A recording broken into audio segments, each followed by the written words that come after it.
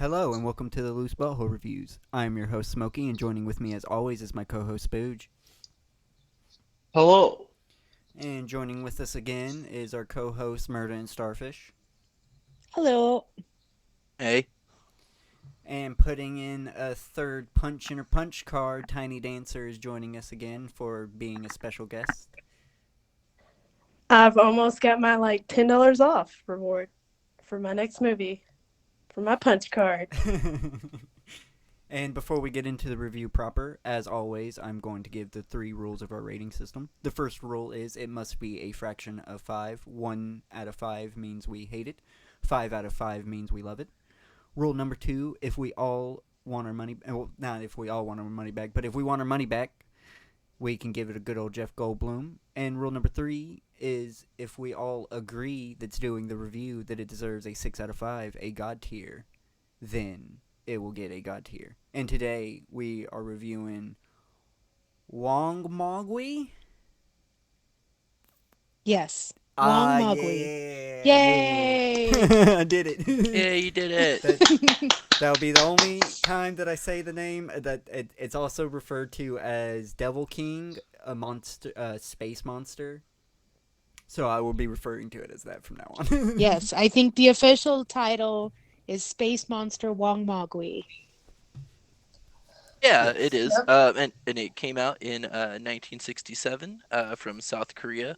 The same year that Hyeong-jin also came out. Oh, that's cool.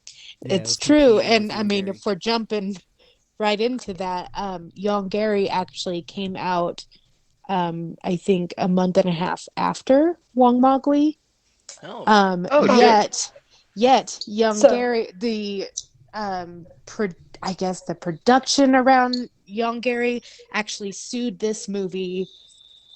But I don't know why. All this info is very hard to find. It's very closed off to American search engines. So I don't know why, because they couldn't have copied it because it came out before them. Yeah, the movies are nothing alike. And I'm bringing Hyeong-jin up because this review, it was actually our second request that we had done.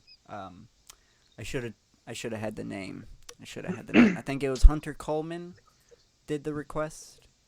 Oh, yeah. What was the? And on Yes, Hunter Coleman 460 was the one that requested. Now, this is coming from someone who has not watched a lot of these kaiju films. What was the other one you guys are speaking of? Maybe I know it and I just don't. Oh, I can actually. I think this will be a good for the audience too. Because we have this lawsuit. Let's, before we get into the plot of the movie we just watched, I'll give a brief summary of what Yongguri is about. It's a kaiju movie that's about this ancient beast that's awoken and has a taste for fossil fuels. I think isn't that what he's eating? And Yeah, if I'm not mistaken, he's after oil. Yeah, and it's he's eating also oil. South Korean. Yes. Yeah, it's also South Korean. And Japanese. It's co-produced.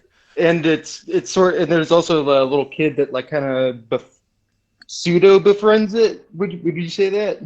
I mean, they do a little dance sequence together. They do a little dance sequence. I would say they're friends. Yeah. But mainly it's like a medicine and it gets sprayed with ammonia. I think it's ammonia, isn't it? It's some kind of powder. It fucking like that, dies. And it gets it's ammonia for some reason. And then he fucking pisses and shits itself and dies. It is also in color, which Classic. this movie is not. That was something that kind of surprised me after we just watched that other one. I know it was Japanese, but it was older, right? That it was not in color. Well, Hyeong-jin's South Korean too. True, and from what I read, Matango. Matango. Yeah. Yeah, Matango. Yeah, that was Japanese. But yeah, so you did say that this one came out before the other one that sued it. Yes. Because I did read that this was the oldest surviving kaiju film made in South Korea. By a month.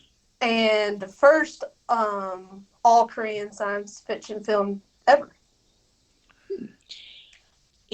There was a lost film that was actually lost. This film was labeled as lost, from its release to last year, but it wasn't actually lost in the sense that, the physical film can't be found in anywhere. It it was copyrighted, and South Korea would not release the copyright to have a international or American release. So it wasn't actually a lost film, and people could watch it in South Korea. It wasn't easy. People had to, sign up at the Korean or South Korean film archives to watch it, but it wasn't actually lost. The film that Tiny Dancer's bringing up as the actual first Korean sci-fi film, it actually was lost. So I can we confirm if this movie is intact, or have we lost some of this movie? Because this movie does seem like it has lost some of its scenes. As far as we know, it's mostly intact. As far as we know, it's intact. It's very hard to tell, again, because there's just really not a lot of info on this movie.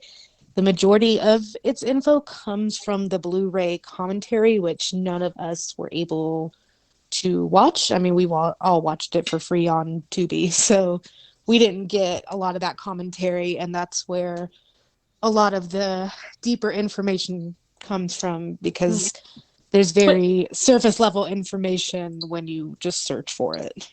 There just seems to be a lot, and it was just released to Blu-ray, DVD, and all of that. It was just released like last year, 2022. Yeah. So. Well, it was like the first ever international airing was last year. Like I believe it was July 28th. I'm not sure about the date. That it was first aired in America at a film festival. I can't remember the name of the film festival. The Fantasia International Film Festival. Yes. On July 23rd of 2022. But I to answer your question, I didn't really see anything about like pieces of this film being missing or anybody really addressing it. So, as far as we know, it's intact. But yeah, I agree. There's definitely some, some possibilities for little pieces to be missing or damaged. Because some of these cuts are very jumpy and rough, and it seems like things don't get explained. Also does seem like heavily damaged in specific scenes, especially with the kid. The kid, like, it's very, like, some of the film, it's like, ooh, they're trying their best to save this. I kind of just thought maybe that was just low-cost production and, old. It's probably kind of a mix of all of them, but I think overall, like, it looked really good. And it must have been preserved decently well. There was definitely some damage, but it wasn't like the whole film wasn't just fucked up. Yeah, that is for sure. So a lot of it looked great for what it is. But I definitely noticed like little, there'd be a cut and you'd see like a little burn and it kind of like slip, like a little sear. There's a little slip there. Yeah, but I've seen those in a lot of. Yeah, for sure. Like it only happened one time, but the film did get taken off track during one of the kid scenes. They had to do like a really bad cutting, like they had to cut the scene really quick because it was very noticeable that the film was just coming off the track. So I'm going to assume there's like a tear in the film right there. Right. Yeah, I think I noticed that one too. I have a question, like, that maybe we just haven't gotten to yet, but, like, when it was released in South Korea, I know there's probably not a lot of, like, numbers, obviously, or anything on that, but I'm curious as to, like, how broad did it span in South Korea? Like, was it a relatively well-known movie of its time in 1967? Truly have no clue. Okay, there's like nothing out there on that. Okay, it's very interesting. This movie. I mean, I could tell you that it was a very progressive movie when it first came out for even the environment of Korean, but I don't know if that means it was like perceived well or not, because there is a family values like theming going on with her modern Western clothing and stuff like that. I have some thoughts about that. I'll save for later. Same. Yeah, and, also that it's actually a very big deal that they adopt Squirrel at the end, because blood relation was a huge thing in Korean culture at the time. For sure. All But right. I think we've rambled enough. Starfish, you ready to give us the plot? Lead Sure. us. Okay. Um. So, for all of our audience out there, you should definitely Google the 1967 newspaper ad of space monster Wangmagwi. Yes. And because it looks super cool. It looks awesome. I have Uh, not even looked at that. I don't think. What 1967 newspaper? Especially because they kept it like black and white print and stuff, which is probably what South Korea could afford at the time.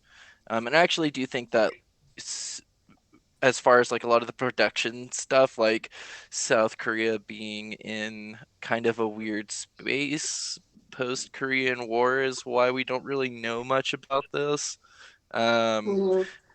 but we open up on some very metallic looking dudes. And they are definitely aliens. They're way up in the atmosphere and stuff. I hate to And interrupt you, but I gotta state I thought all of these were like little kids at the when this with the spacesuits on. I literally thought they just got a bunch of kids to dress up as the aliens. I was very These upset aliens, these aliens are called the Gamma.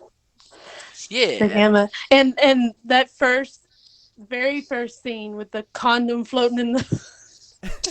It was the spaceship floating in space, and it was awesome. It had me hooked, but it did look a lot like a condom, just open and floating there, and I thought that was funny. It made me chuckle. it looked like one. To be honest, to me, it looked like one of the cigar UFOs. So it was very ahead of its time. I mean, they are condom Yeah, like. that's true. That's true. Yeah. Yeah, I mean, I saw the cigar as well, but I mean, I can definitely see the condom too. Um, I but have to anyways, point out that it's a condom that's uncircumcised as well, because it has the foreskin hole. okay. Now that we've analyzed that scene, So they are plotting and figuring out how they're going to take over this paradise that they've found called Earth. And They don't call it they Yarth. Just to point that out. That's not what they call it. Earth. Yep. And they they're trying to figure out how to do things. They mentioned briefly of like their plans and stuff of potentially utilizing a monster. And then before we get to find out what happens there, we hop back down to our lovely planet of Yarth, where we are with a South Korean Air Force pilot. Um, and I'm probably going to butcher these names, but I will give it my best American try. So we go down and we get to meet a pilot named Oh Jong Hwan. Hyeon, maybe. I think they just call him Major O in the movie mostly. Okay. Okay. Am And I the only one that wished he was more attractive? Like he's at that level of almost being attractive, but there's something wrong with him. Am I the only one that thought that? I thought he was fine. I thought he was pretty. Like the I thought he was fine. Yeah, he was attractive. Yeah. It is Okay, good looking, but I didn't really give- think much of it because I these guess characters so. are not deep. Yeah, they were. No, they are not. They are not deep characters. I mean, he's the main character we're supposed to be rooting for. He has so little screen Well, time. I yeah, don't understand how that he's the main and character. He looks military. I thought it was appropriate. yeah, the two, Yeah, he he's got does look some- he does look Squirrel- military. He's got the Squirrel? jaw. Squirrel and the two dudes had more screen time and are You could getting be ahead of called- it. You getting ahead Yes, of I it. know. Yeah, yeah. My His bad. favorite thing to do, getting way ahead. It's exciting. Yeah, I like this one. I wouldn't know. I wouldn't know what that's like. So his betrothed is on, and they are their fiancés and stuff. They're about to get married. In fact, they're going to be married the next day. I don't mean to interrupt. I know you keep getting interrupted, but I thought this That's scene fine. was like a little saucy because like they were on top of each other, kind of Uh-huh. kissing, and I was Yep. like, oh, for the time and country, that's that's a lot to show. I thought so too, and it was Yet to be it married. was kind of funny and cute how they like went to kiss and like then they like cut it or whatever, like they didn't Yeah. show all of it If- scandalous. If I'm I not like that, though. mistaken, they're supposed to Uh-huh. be a quote unquote more westernized couple. That's why Yes. she has the modern dress later on, which I'm jumping ahead. So anyways, back with O. He's called to the Air Force Base because there's some type of emergency. He doesn't really know what's going on at this point. However, O presumes it to be some type of either earthquake or typhoon that's gonna be hitting South Korea. Yeah. And we quickly find out, no, that is not the case. We I want to point out that when they were talking about the typhoon or whatever, everybody was even like the bride and or bride to be was just like, whatever, it's just a typhoon. I mean, it's not like a big deal. And There actually was the a guy on the typhoon. news was like, thousands of people are unfortunately going to die. And like, There was a typhoon, and the aliens specifically tried to sneak the monster in with a typhoon, and they were like, they won't notice. oh, okay, yeah. That's just them But- getting into the Western attitude. That's some I good know, old right? Florida Just shit. Like, let's have a hurricane party. Like whatever, yeah. I just thought that It's- was funny at the It time. Like, doesn't.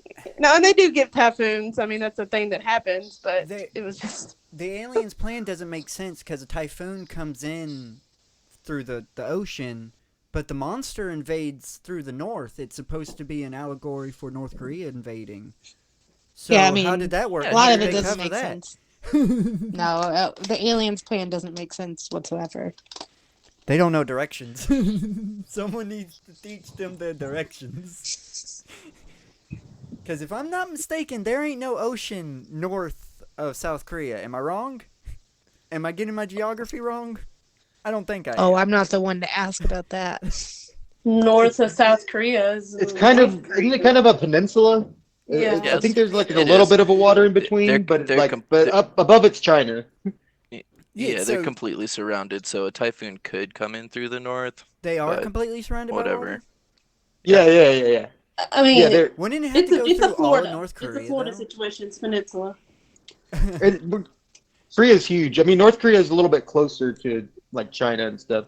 I might have to look at a map that I'm pretty sure I don't think it's like a full I don't peninsula think it because I think can. there's a little. I think there's water I that don't cuts think through. this can line up. I know this is a little dumb to be harking on, but I don't think this can line up. I don't think. All can right, line. so Did you look up a geography map? So I'm- so I'm- north I'm- of South I'm so doing it north of South so north of South Korea is the Sea of Japan. Typhoons can originate there and fly into it. Also, directly west of South Korea is the Yellow Sea.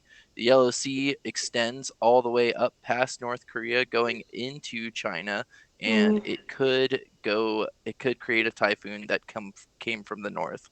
From they the got a Yellow sea. Sea There's or the Sea of also- Japan.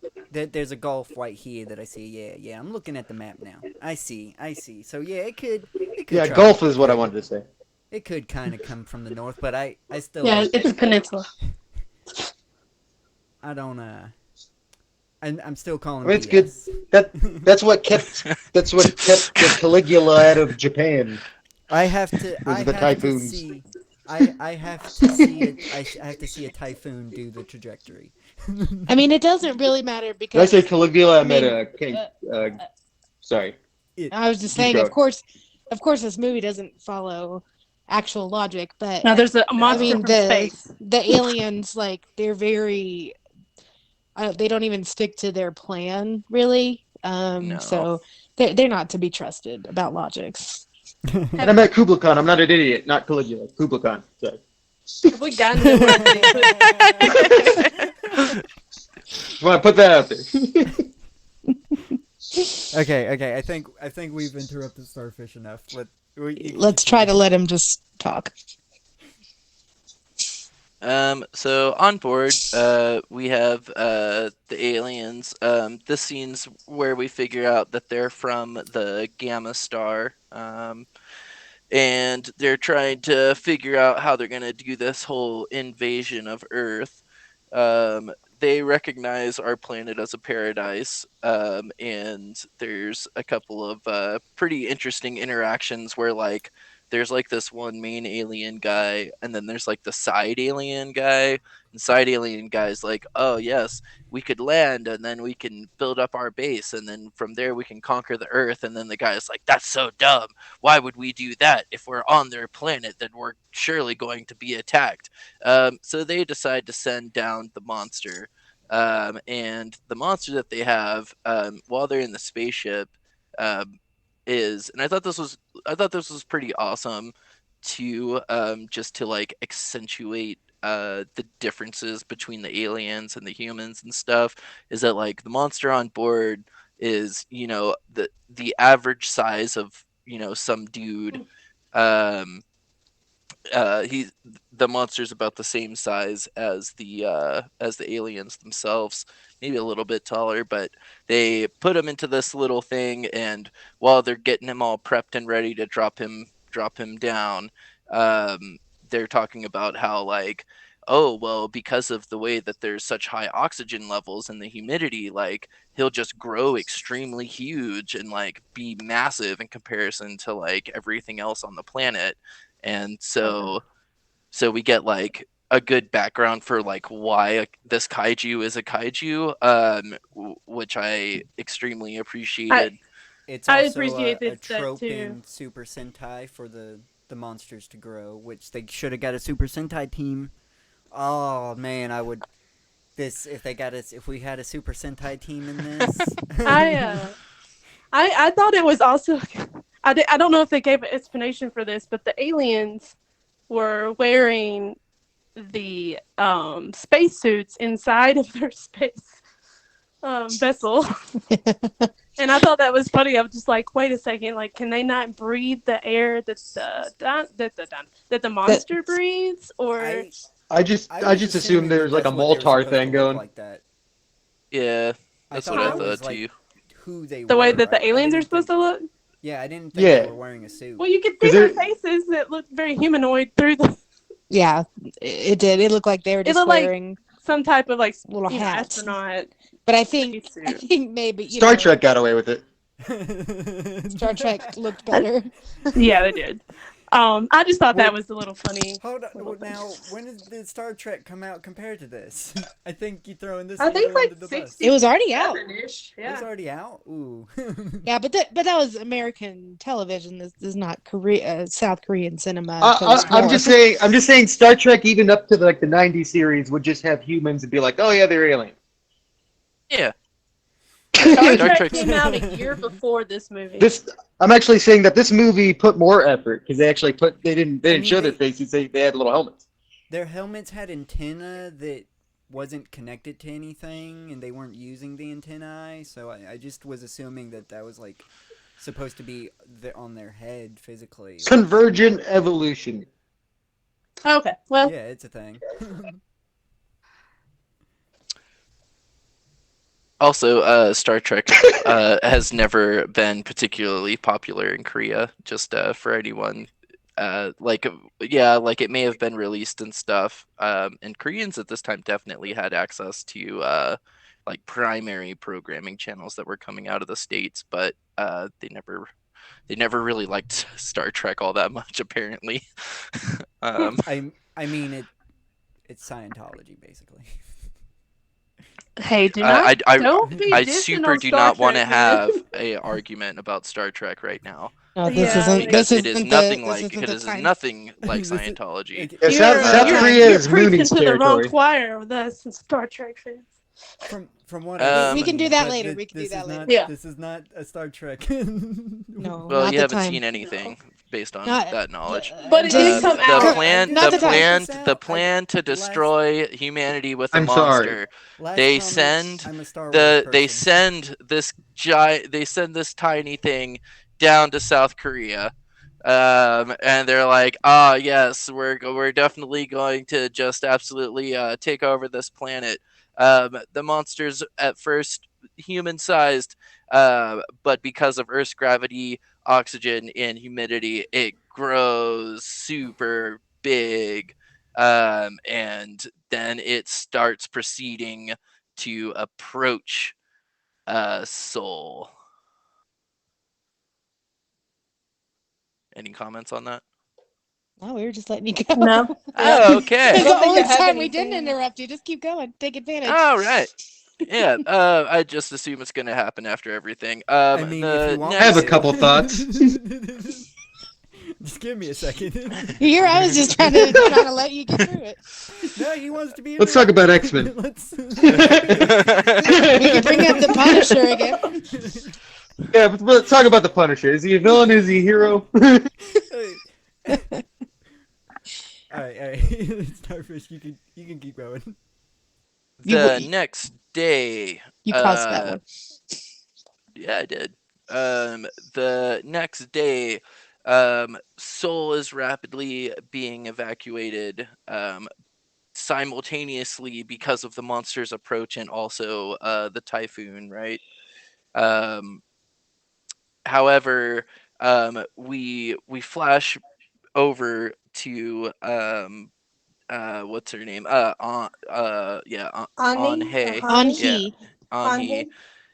On Hye, and she's like, "Oh, well, you're gonna be back, right?"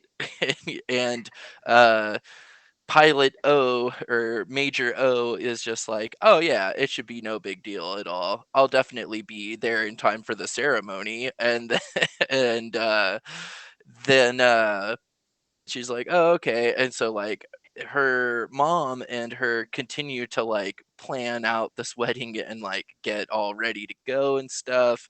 And they're just they're just like, "Oh, yep, just gonna do this wedding." This is arcing me. Why did he have to go fight a typhoon? What was the Air Force gonna do if it was just a typhoon coming in?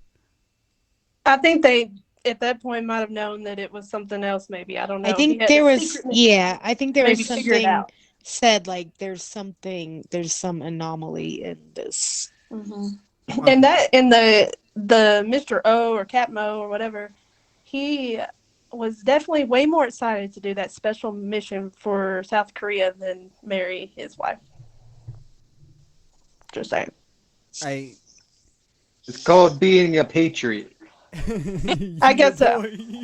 I was like, damn, he's like really excited. I guess about I just took that as like the man to be masculine is not supposed to be like emoting as much as the woman that's is. totally what it was. And that was actually seen in that first scene or first couple of scenes with them where he was like, you've worked really hard on this, I know, and like, yeah, I thought it's different for soldiers. I mean, like there's a very kind of similar thing happened with my grandfather and my grandma, like right after the Korean War. Like he went over to Japan, and they were about to go back to the States and stuff and have him back home. But yeah, he actually volunteered for Vietnam. That just broke out, and she found about that, without telling her. Yeah, and just went to Vietnam. I mean, I know it's a patriarchy career. and a different time. He was in, the sense of responsibility because he fought in World War II and Korea, and there's a calling. There's definitely there's an ideology there that we can't understand because we're not patriotic. And we don't really know what kind of person she is. She might be a very difficult person to deal with. This might be a vacation. No, we are not. We are not shaming the woman. I mean, he's obviously a very difficult person to deal with. No comment. Okay. I'll definitely be defending as much as, this On-hee character is basically a nothing character, Yeah. I'll be defending her at points. I mean, just because of how they wrote her and how her fiance kind of keeps like she is confusing her by saying like, yeah, I'm coming back for the wedding, right, I'm and coming then she's back, and not. then he's not. So He's yeah, not, she's yeah. And that's definitely when I make comments on these things. It's mostly how it But was written, how the yes, how it was written. how it was written to portray women of the time, and yeah, I'm always gonna come with that viewpoint. Well, there was a this film is like a patriarchal like jerk fest because the two dudes that jumping ahead a little bit, but the two dudes like they bet one of their wives. Oh yeah, that was like, a mess. Yeah. Yeah, so. Oh yeah. They're definitely like It's a coming. huge It's patriarch going coming. on. But my comment was on the fact that we ain't spend no time with anybody on this fucking in this movie. Like you're right. So we won't assume that she's difficult. I mean, like I'm not gonna say I'm not saying assume that she's difficult. Just have a little guard up because you never know. You never know. All we know about her this entire movie is that she cries a lot. Yeah, Yeah. and Most of it is warranted, we I will say. also know that she was all there and ready for her wedding day.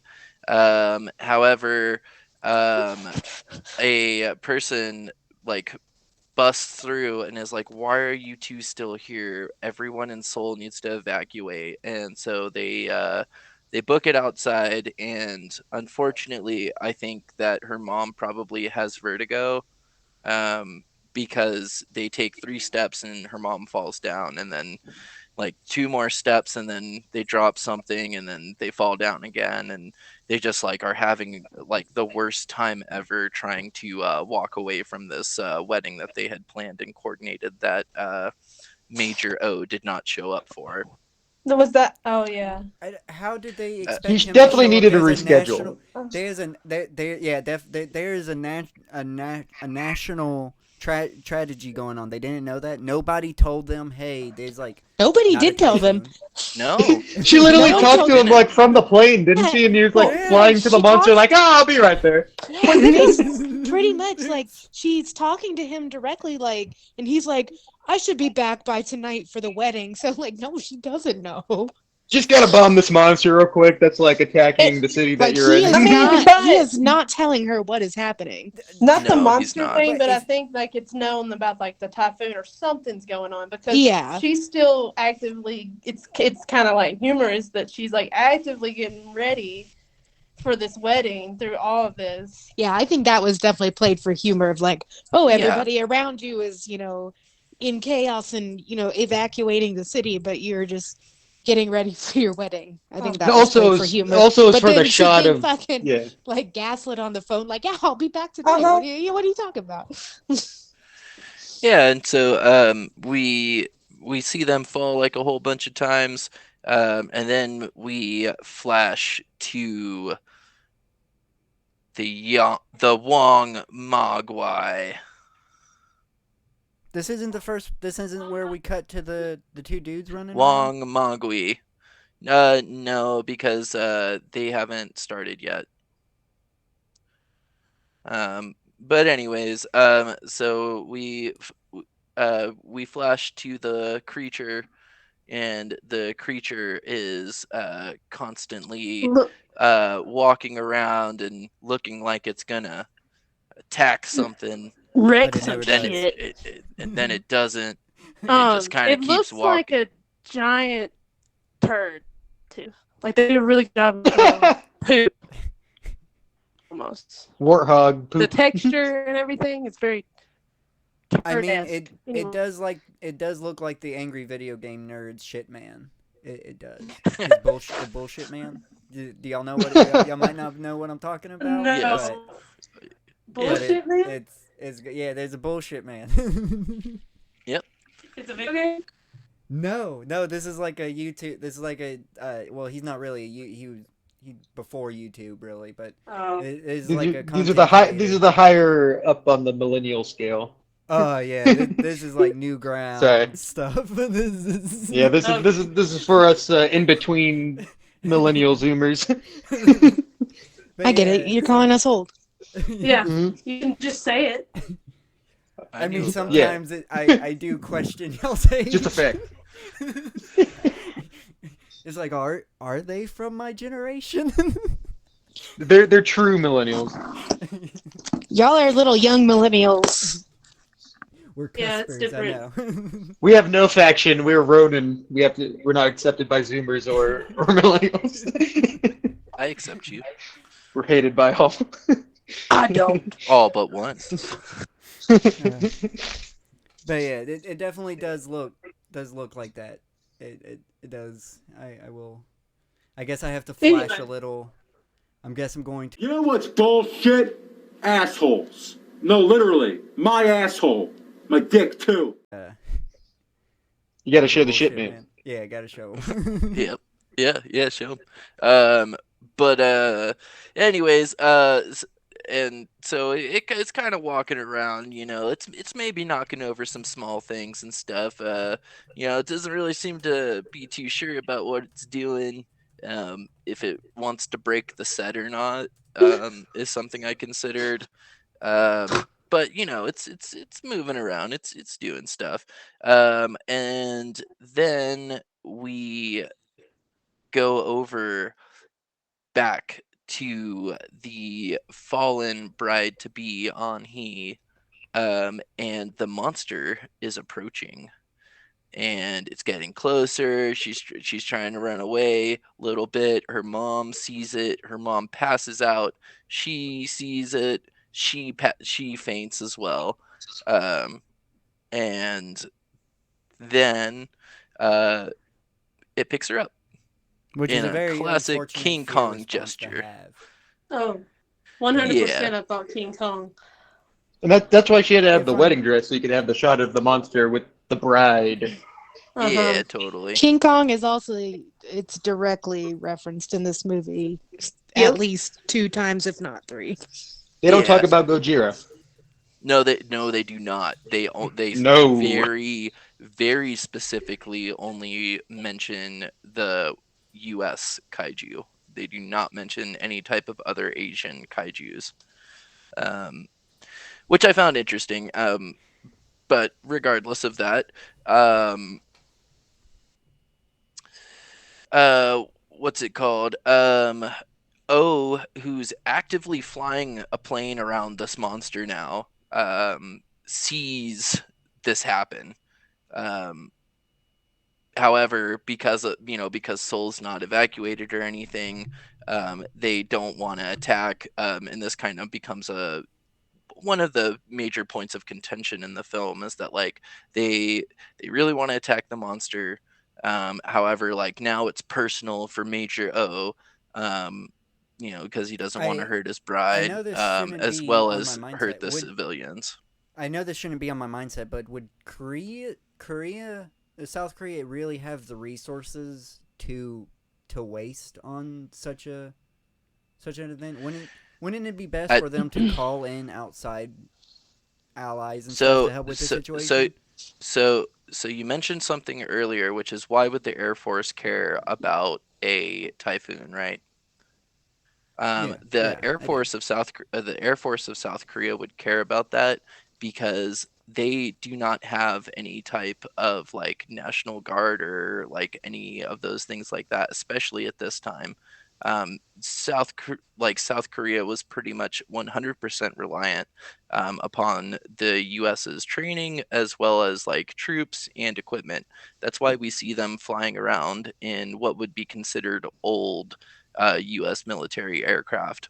Do they show them like send out a distress signal to anybody at all throughout this, or are they just like trying to handle this on their own? I do want trying to handle it on their own. I'd like to bring up that this, I think there's a moment in this movie where the year 1990 is shown. Yes. So if we're to believe that this movie is in the future, maybe at that time they're imagining South Korea will be in a more independent place, because they also mention that if their weapons don't work on the monster, they will try nuclear weapons, which South Yep. Korea did not have nuclear weapons. Yeah. So, you know, Yeah. I'm thinking that this movie is portraying a Future, future South Korea. which would kind of make sense why they may have that It more modern, Western That's, yeah, part of my thing, thoughts too. vibe. Yeah, for sure. And you know, the aesthetics don't match because they had to work with what they actually had at the time for the movie. Because like all the cars, of course, aren't modern, or aren't futuristic, I mean. So Yeah. it's kind of a weird thing because that when they show that little arch and it says 1990, um, the only real info on that is from the commentators on the Blu-ray, and they Mhm. don't truly understand. It's not explained. They also say it's either this movie's set in the future, and this is what they are hoping South Korea can be, or it's not set in the future, and this is, I don't know. The commenters didn't seem to know either on the official Could that Blu-ray. be how So many people are in their like army or something like that? no, Maybe. it No. was the year 19, like it was supposed to say the year 1990, and it was like kind of like a World's Fair 1990 or something 1990. So I'm assuming when they're portraying this country as being, you know, more independent from help and, you know, having access to nuclear weapons, they're saying this is in the future. That's Yeah. just No. my take. I don't know.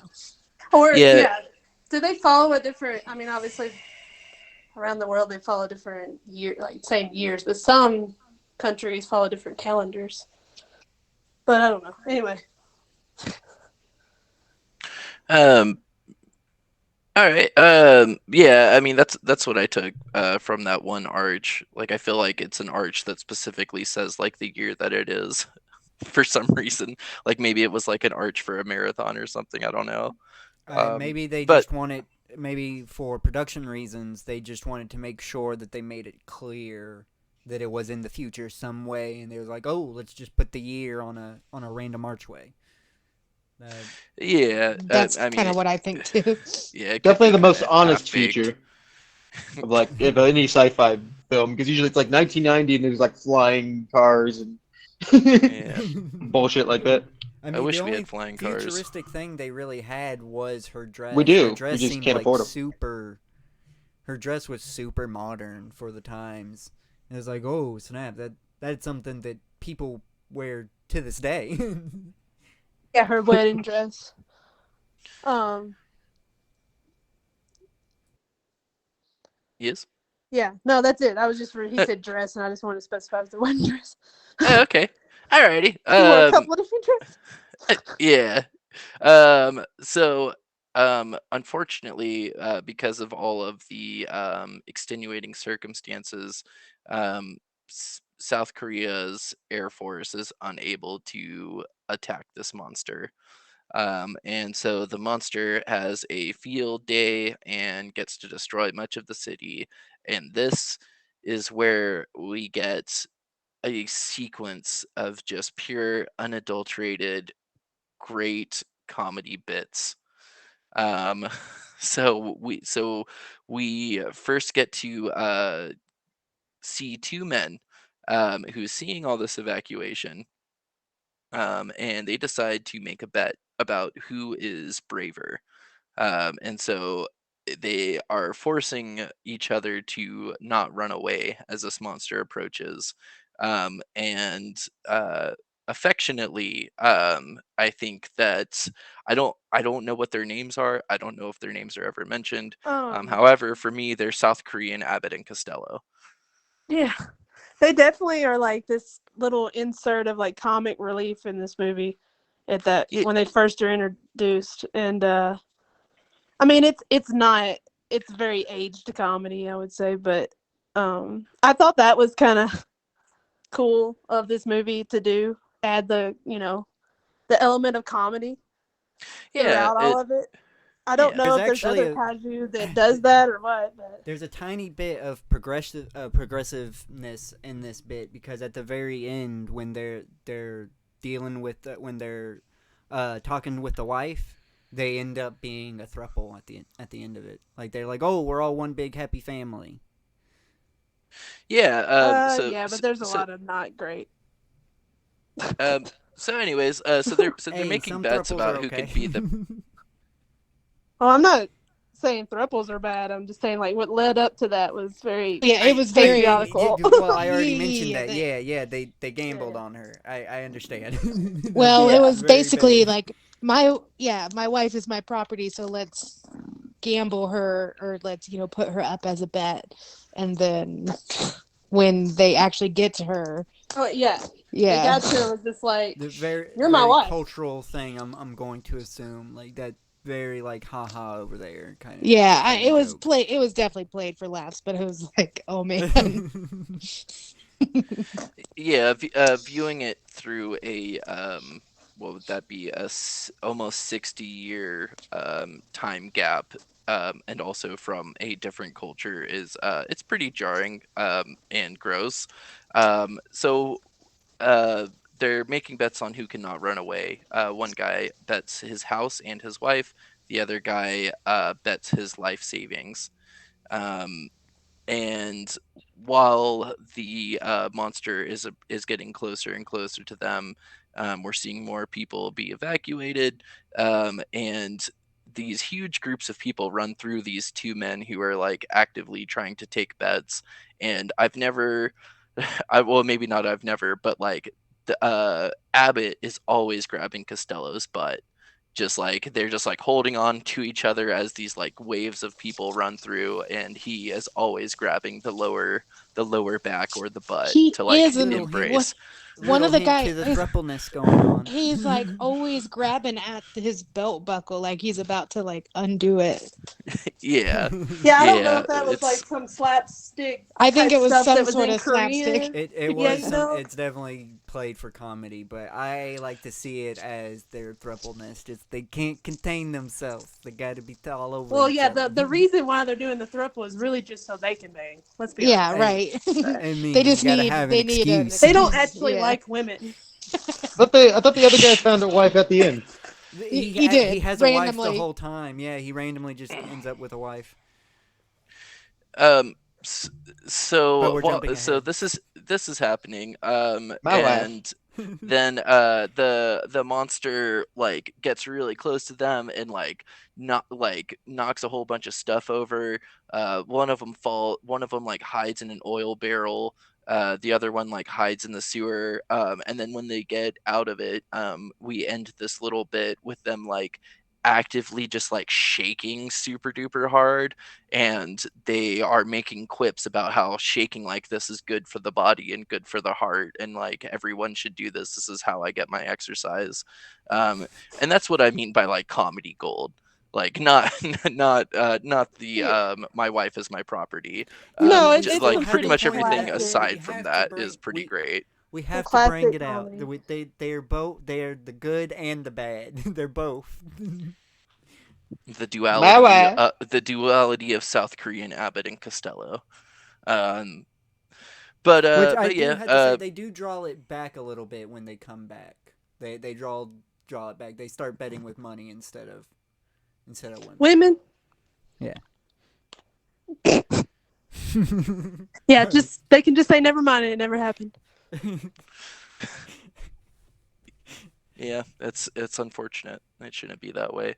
um However, so they end up, like we get a cut and then we get another cut, and we see them barge into a house, to which we see a blanketed figure in the bottom right hand corner of the screen, and it's like actively humping. It's just like rhythmically moving up and down, kind of ridiculously. And it's pretty hilarious. And that is where we actually get to embrace the pure thrupleness, I suppose, if we want to take Smokey's take.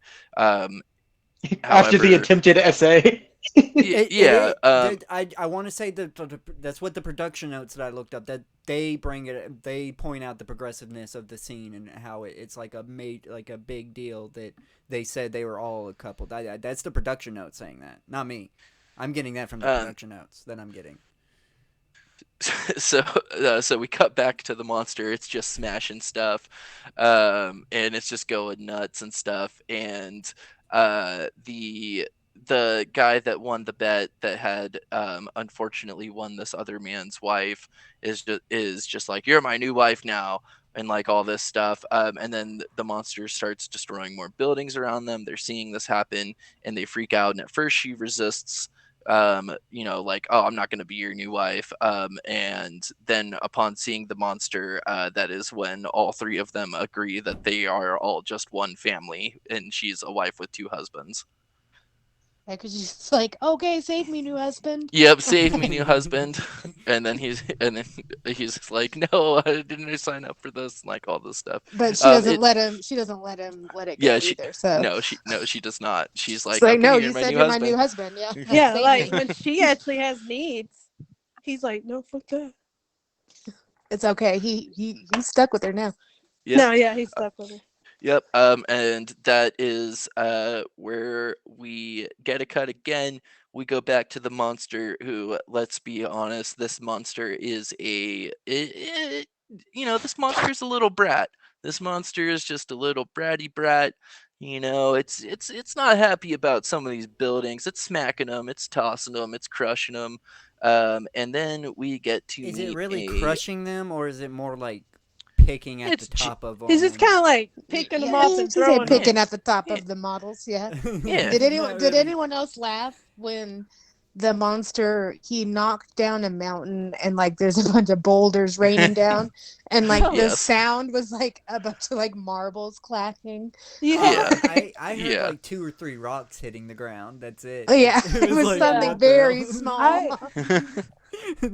Yeah, that was the most charming parts of this movie. Anyway, it made me laugh because it was like silence besides like clack clack clack clack. Yeah. No, it was great. The sound mixing there was deliciously ridiculous. Oh yeah, the sound mixing in this whole movie is pretty bad, and the Foley artists, they didn't pay that person enough, because no, they did not. They were not doing. There's a kid in the suit. Do you think they dressed up the kid, a little kid? Because how he's playing, like, it's very like, I'm scared to break anything. Like, I don't know what I'm allowed to break. They probably told the person, like, you can't go whole ham because we have don't to want probably these. reshoot this and reuse these full. Yeah, we need you to not destroy these models completely. Plus the suit looked very stiff, so he's probably just like having to rotate his whole body. Kind of looked like it was almost made out of tires or something. Like. Yeah, I don't know. Like it looked like a wetsuit just with foam sprayed on it.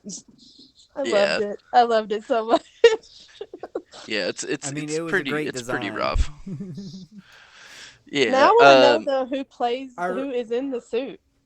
I have no idea who's in the suit. Clue. I want to know who. I need to know who, but we're not gonna find out because it's not in. I can't find it. I think we're ever gonna find out. No. Yeah, no, they try to hide it because at the end, I don't know. We don't know if he actually died or not. I'm kidding. Have we got to the part where he sprayed napalm at all? Like he sprayed. Not yet. We can't talk about that part yet. Because that part is directly due to another part that we can't get to yet. It's one of the best parts of the movie. We can't jump ahead. All right. But yeah, this monster's very timid about breaking the set.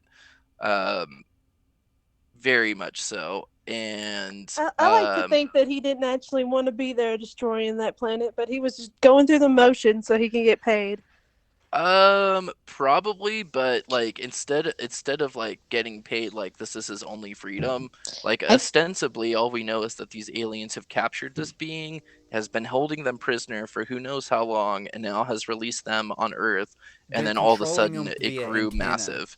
They're I think controlling it he's via antenna, so it's like a robe. Like he's not even doing this on his own free will. This is completely against the monster's will at all. Like I don't that's think the true, and monster even wants to I be also here. think I also think that he's just hangry because like they mentioned that he's supposed to be eating people. I don't see him eat one person. No. So maybe he's I just mean, hungry. this is like, I think that more of these kaiju monsters really need like a union to like speak up and talk about like how enslaved they are, and they're just not getting treated well.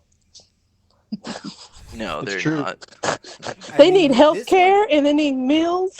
This one He was does. definitely like you could say it is an allegory for that because he definitely is not working on he definitely I don't even think he's getting a paycheck, to be honest. I don't think he is No. getting a salary. All they do is stick them out on an island and go, oh, don't have to worry about them anymore. Yes, pretty much. Which I don't So see after why this one is. If it can spray, I gotta wait. Okay, my bad. I'm sorry. I'm waiting. Yeah. All right. Let's continue.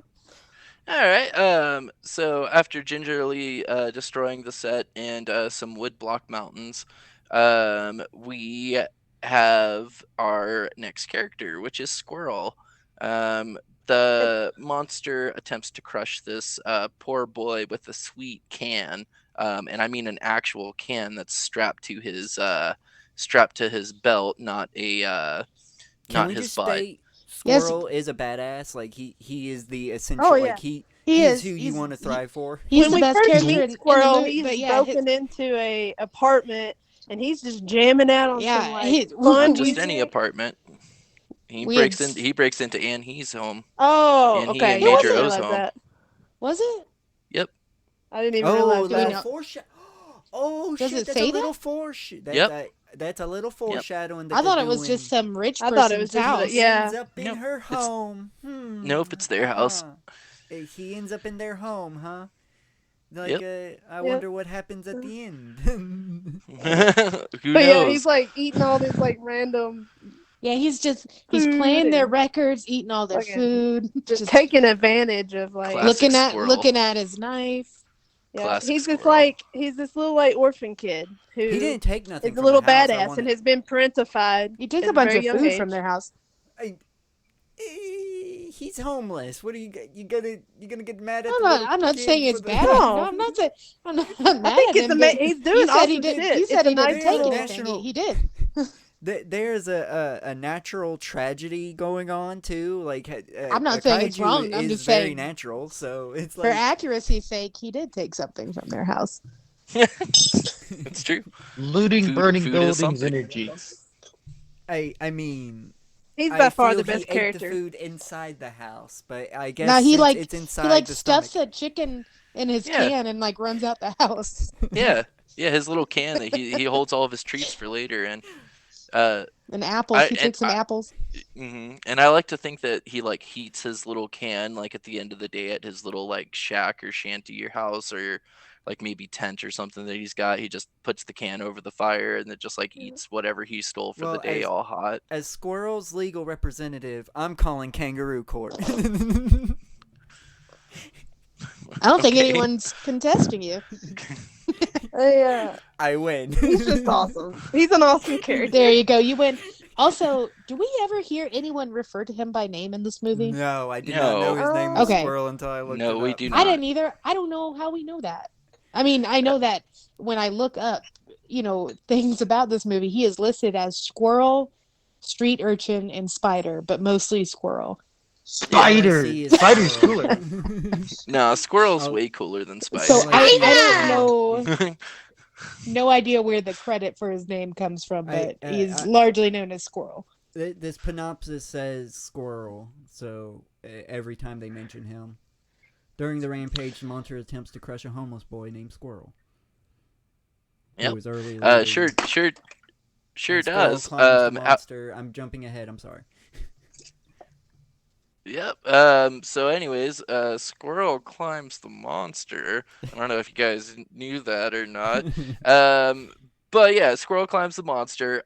Immediately just like straight up what's that game? The game with the kid and the sword, and it has light. Shadow of the Colossus. Shadow of Yeah, the he Colossus does. is this monster goes up and finds its weak spots, which are conveniently its ears, eyes, and mouth, and throat, and nose. It doesn't blind it And though. It only deafs it. Squirrel. Yep. So Squirrel gets into the monster's inner ear, sees an eardrum, pokes his own ear, and he's like, "Oh, Starts this is an eardrum," and then he just like stabs it, just he like starts getting repeatedly. stabby. Yeah, he starts getting real stabby. And this is where you should probably insert the foible Yes, thing. take a timestamp right here. Then sometimes I get stabby. You get stabby. What does that mean, stabby?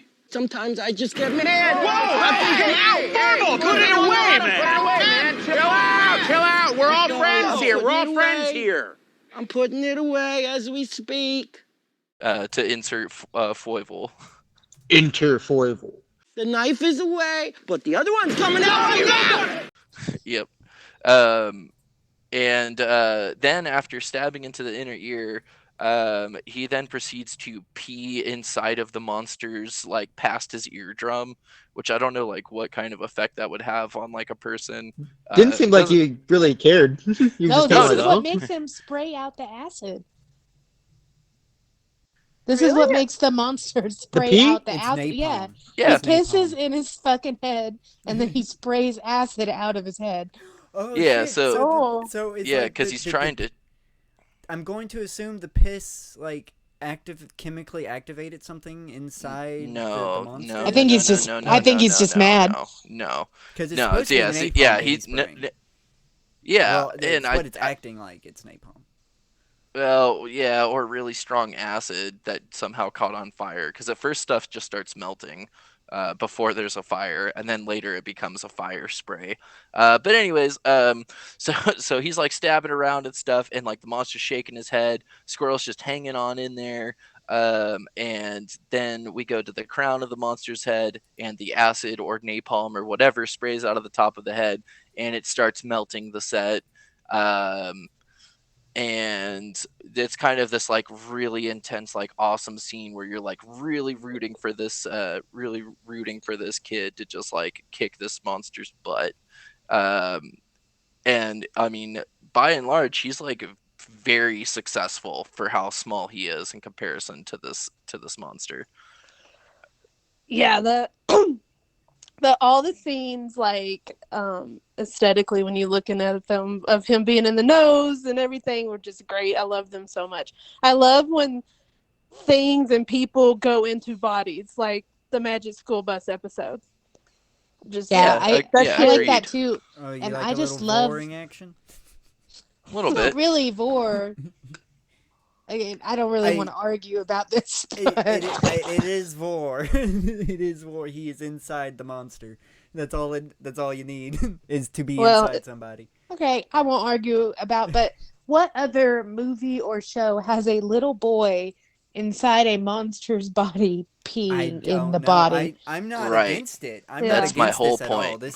I love And Squirrel. stabbing his Squirrel- eardrums. He did. It's Squirrel so great. Took the Like, fucking initiative, man. He did what Squirrel needed to be done. is the hero of that, this he's movie. the hero of the whole movie, and he's like, Yeah, he's absolutely. always talking about how brave he is and how lame adults And how are. adults, don't react Yeah. accordingly. They don't react. Like, his scenes were the He best did not parts. hesitate. He just climbed up this giant monster, went inside his body, and started fucking him up. Yeah, he's like, I'm about Yeah, to it's do it with great. my little fucking knife, like a tiny little knife. Getting stabby. It took him a long Yeah, time exactly, getting to get through stabby. that eardrum. Maybe someday Yeah, he'll do fucking that to stabby. the And he South pissed Korean in the- aristocracy. He pissed in That'd the be fucking great. monster's I'd head love to too. see that. Yep. A nice little fuck you on top of the stabbiness. Yeah. And doesn't he hang from the antenna and fuck up the aliens? Or they Yeah, he can't? fucks up the Yeah, antenna that's that- later, that's but jumping yeah. ahead. Oh, I'm sorry. You're Oh, that's- doing it's what not I'm that doing. much later. You're pulling a smoky. Yeah, but anyways, and then we anyways, we go to another bit And this is everybody's favorite bit. All this craziness is just ensuing all around them. There is all these people getting crammed into these buildings and stuff, trying to escape the monster. Ostensibly, it's some type of shelter. It doesn't really ever quite specify that. We see the we see all these people getting crammed in and stuff, and we see a woman who is starting to give birth. And it's kind of like really intense, and I thought this was going to take like a really dark turn. But no, the movie psychs you out, because while this woman is like trying to give birth, we then flash around to the other side of the building where a guy is frantically asking people for a newspaper, and no one can really understand why he's asking for a newspaper at first. And then we get to zoom in on this rich guy who's getting his shoes shined, like amidst all this in chaos. the crisis, yes. Yeah, while this is happening, he's getting his shoes shined at the shelter by some other guy, and he might be doing a crisis discount on that shoe shine. and then the guy's like, "Oh, can I borrow your newspaper?" And the guy says, "Sure."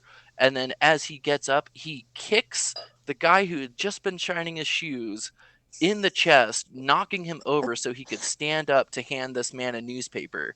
And he says, "There's nothing in there. It wasn't a very busy news day."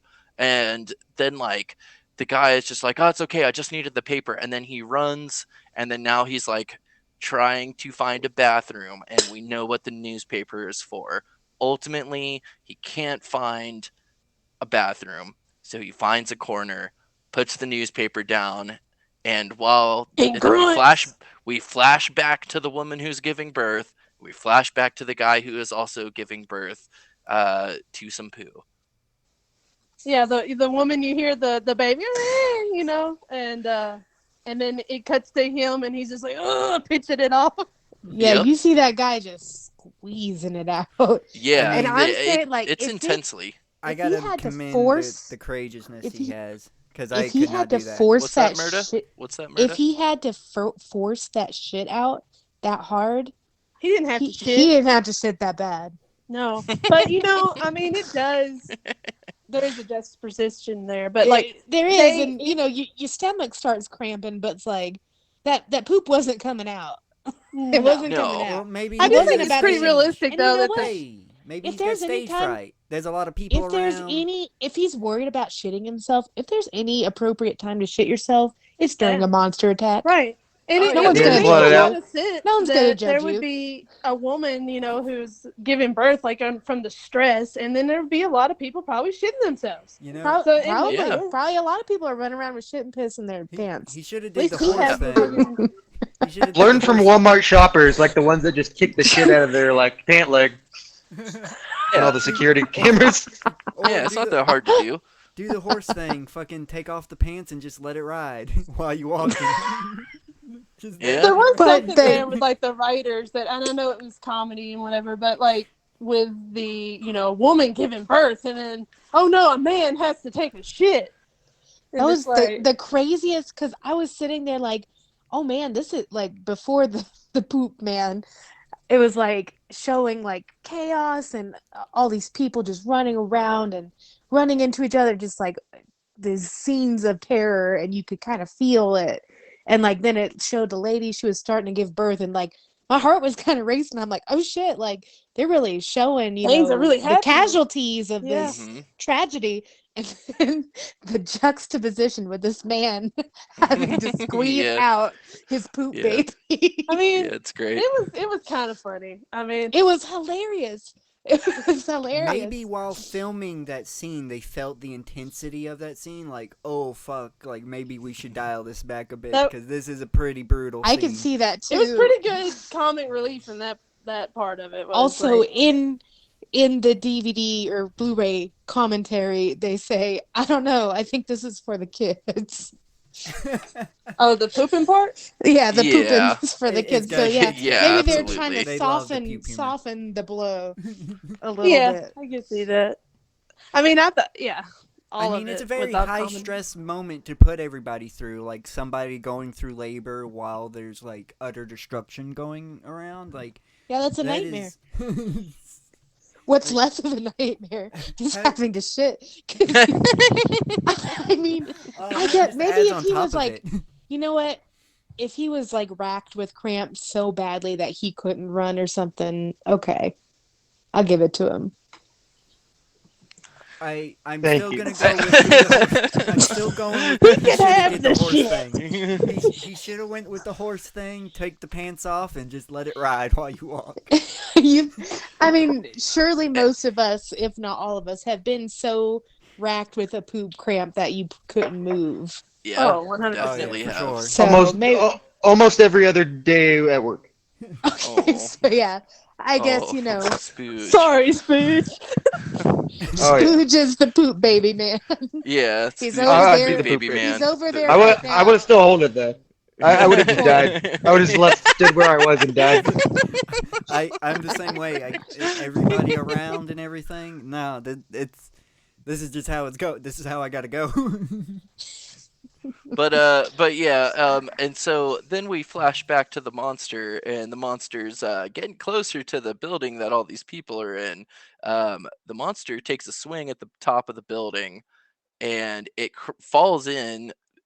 You know, we're imagining that all the people that were in there are now crushed, and the man falls back down into his feces, and we don't see it. We Oh, just see a yeah. close zoom in of his face, and then him It's like, wincing as he has fallen "Ooh." into his poop baby. This It's is when where the yayes. this is where I lay down and just accept my fate. I'm done. This is, like, to add on top of such a horrible fucking day. Like, did all that effort just to land in it. I'm finding the monster, and I'm smearing poop on him. Yeah. Hey, he's already got Girl. pee Yep. inside of his head. Get poop on his foot now. I wonder if he can smell it. I wonder if he can smell the piss inside of his head. I wonder if it's in his Probably. like that little Probably. Oh, yeah. You know, Probably you taste it. Yeah, because it's all in that. It's in his. It was- It's in his sinuses. It's in his like sinus cavities. You can taste it when it's in there. Yeah, there's Oh, a reason why they call him ears, nose, and throat doctors. Like, he's definitely experiencing that pee on multiple levels. But what did he ever do? Just got taken from his planet and forced to fucking kill people. It makes me angry. yeah, Justice for Wangmagwi. yeah, exactly. He could have been a We'll president. make He a could have been shirt. like a now I want to state this. He could have been like a serial killer on his planet. We don't know his background. We don't know his He could background. have also That's been alleged. the father of four. Allegedly. He could have had a allegedly. Yeah, he could have had he could be like a family man, or he could like have a shit ton of skeleton. Like he could be like the most deprived person of his species. We do not know. Why does being a family man denote a monster's value? I'm not saying it denotes it. I'm just saying that could be part of. We could. I think the monster wanted a family. I could be Because he didn't. The kid didn't even like. The kid peed and stabbed him, but he still didn't kill him. He just. I don't get ahead now, but it seemed like the monster wanted a family. Not really. It seemed like the monster wanted a family. He wanted a wife. He wanted a kid. He was Yeah, the definitely boy falls interested into in his hand at that. this point. Interested in the bride to be. He looks at her breasts. And Yeah, he does. He does. Who does? Like, Oh, he horny. the monster looks at her breasts. It's an intense scene too, Like, because it's Very pointedly. So yeah, Keep on we could be dealing with an SA person, you know. Good. So I'm going to assume so, because again, like you stated, Murda, he's checking her out pretty hard, and he kidnapped her. He has kidnapped her. And no Tiny Dancer. And I don't believe King Kong's ever looked at the lady's breasts, but like he does like poke at her. He does he does things that are appropriate. He's not as lecherous as Wangmagwi is. Yeah. No. Yeah, no, because she's just sitting in his hand, Maybe. and she's like, "Come to," and like a bit of her wedding dress has fallen over one shoulder, and so like some of her like bra is exposed, and like cleavage. some of her and her cleavage is showing, and we just zoom in on Magwi's eyes that are looking down, and then we zoom in on her cleavage, and then we zoom in on his eyes, and then we zoom in on the cleavage, and it's just like, oh, the demon get it. king, like the We devil know king what- we space know what he's monster looking loves at. this. Well, maybe Yes. maybe she reminds him of the wife that he was abducted from. I'm not trying to. I shouldn't try. To, Maybe that monster had human breasts. maybe, maybe. Could have. We don't A know. Girl Uniboo, chicks look like in Kung Pao. hers. As far The as we Uniboo in Kung know, Pao. No, as it was far- 3 boobs. all the evidence is pointing towards this monster being male because he is attracted to the feminine variety. So we I didn't see no dick. know- Well, I mean, it could Devil be King, a it's not queer Devil Queen. monster. Yeah, we don't know what the female variant. They could have tits. I mean, They could. if a human made up this alien, you know for a goddamn fact it's got tits. Argonians got tits, for crying out loud. Yeah, but those are just natural little lizard ladies. You know, they have Yeah, to have them, right? And maybe in that Who's sphere, with It's me on actually this? no. Who's It's with canon, me on this? It's canon that they They're have them reptiles. to. Reptiles have breasts. Yeah, but in No, they don't. Scrolls canon, Reptiles In the reptiles Elder feed Scrolls with milk. canon- Reptiles feed milk. in Right? the Elder That's Scrolls, part of I can't reptile tell if you're- behavior. in the fucking Elder Scrolls canon, it is canon that they developed the breast to attract the other species. That it wasn't to attract that they did it specifically because the male species of the other species wanted to look at them, and that's why No.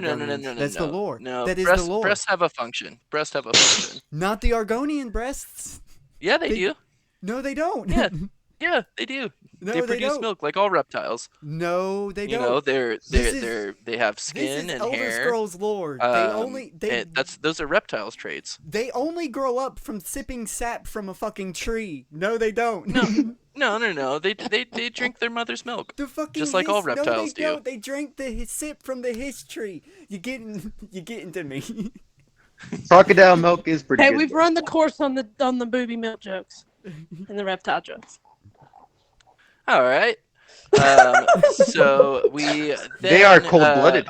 Like mammals. Mammals are cold-blooded, right? Exactly. So we go back, and we're now with the gamblers, and there are 2 women with the gamblers. The other woman is not like mentioned, I don't think, or like said anything about. Maybe she's the other man's wife. Don't know. And they take bets again. We get some more bits with them, and they're making a bet to if the monster will throw a large rock. However, this time they do not bet any women or any people. Women are people. Let me rephrase that. They do not bet any persons. Isolate that. Don't do it. Got him. That's what I get for talking about breasts for so long, I suppose. Can never leave the podcast now. Yeah, that's true. And the guy that won the first bet wins this bet as well. Then we hop back to the Air Force. Air Force decides that regardless of the civilian cost, they have to attack the monster as most of the city is in ruin. They proceed to then chase it out of the Which city. is a lie. the city is not mostly in ruin. The city's pretty intact. Let's be honest. Yeah, one of the blocks is on fire from the napalm thing. Yeah, okay. One block is on fire. He destroyed 2 buildings and he fucked up the world sign. So. Yeah. Either way, they're like, whatever. We're gonna do it now. And that's where we get to see Major O in action, in his jet fighter plane. The monster and him kind of go at it for a little bit.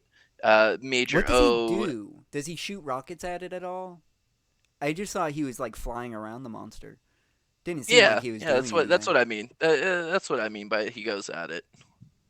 Okay, just making sure because I don't didn't think like seem any like he was, actual like shooting. I don't think that they could have like expended nor had the budget for like special effects to actually show like bullets or missiles or explosions There were no or pew anything. pews. Yeah, no pew pews. The pew pews are happening though. We just can't see them for whatever reason. Um, uh, Could be missing. the Could be stormtroopering it. We get a lot of stock. Stock. Oh, my brain just blanked out. Stock footage. Yeah, sorry. Stock footage of planes flying though. Yeah, we do. Just to kind of show like all the things that are happening without having to actually make it look like things are happening. I don't know. They did the best they could with what they had, I suppose. Monster takes a swing at O's jet fighter, gets destroyed. He's got to eject out, to which he ejects out, and he proceeds to then rescue his bride-to-be On-hee and Squirrel, as he then parachutes to the ground. And then I'll wrap it up here if no one has anything else. One of the jet fighters does crash into the monster. Aliens decide, oh, these humans are too dangerous, and they stop attacking it. And the aliens then explode their own monster with the charge that they had affixed to it. Yeah. Which was just like. And then the the monster just burns Yep, up. yep. Yeah. And then it just burns up, and that's it. And Well, they adopt that's not- Squirrel. They Yeah, that's a important Starfish detail. fell asleep at the very end, so he didn't see the new family walking off on the beach. Yeah, they're like, oh, we're gonna adopt this little strange kid because he helped save my wife to be. So Yeah, he basically goes, "You're my little brother now," and the major's like, "Yeah, we're adopting you," and then they all walk off hand in hand back to like towards Seoul. Which is another that's progressive cute. thing for the movie to do for the time period. Cause also, no word of what happened to On-hee's mother. No, they ostensibly never died. I cared. they just kind of like left her. I guess she'll be all right. I hope so. But yeah, that is Space Monster Wangmagwi, and it was pretty great. Do we have any other production things? I know that we kind of did a good chunk of that at the beginning. Yeah, we kind of covered a good chunk of it, but does anybody have any production notes? They're not really production notes so far as thoughts, and some of them are from other sources, for sure. I do want to say the three themes of this movie. Yes. Apparently, it concerns an attack by an alien life form, as we saw, instead of a real life aggression. But I cannot pronounce those, but a few movie critics pointed out the film contains many allusions to the Korean War. Notably, the monster appears to arrive in Korea near the Joint Security Area and proceeds south as if attacking from North Korea. In addition, the separation of On-hee from her family may be symbolic for the separation of North and South Korea. American involvement on the side of the South Korea is implied, and the monster sprays a liquid from its head, which is in effect resembling that of napalm, which was dropped on North Korea during the Korean War. Yeah, which Yes, is and in the military, when they're showing shots of all the military people gathered, in their barracks, there is an American flag waving. There's also some family values. The movie critic points out that On-hee, with her Western-style clothing and modern attitude, is a symbol of new emergent nuclear family. This modern perspective on family values is especially apparent in On-hee and Oh's decision to adopt Squirrel, when blood relation was traditionally very important in Korean culture. I mentioned that several times.